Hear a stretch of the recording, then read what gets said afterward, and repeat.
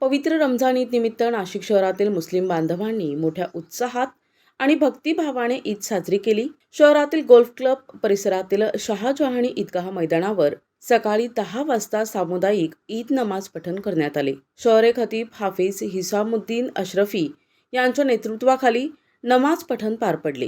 यावेळी हजारो मुस्लिम बांधव मोठ्या संख्येने उपस्थित राहून देशात शांतता, सुख, समृद्धी आणि सर्वांच्या कल्याणासाठी प्रार्थना केली।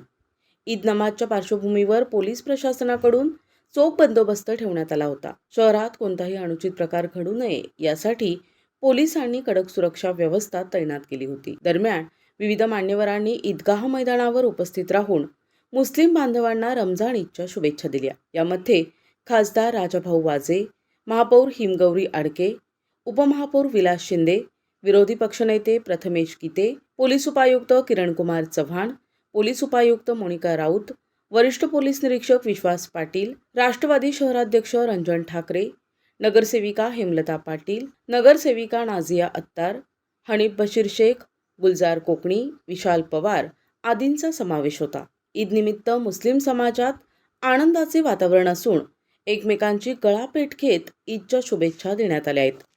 प्रतिनिधी गुड्डू शेख, दिशा न्यूज, नाशिक।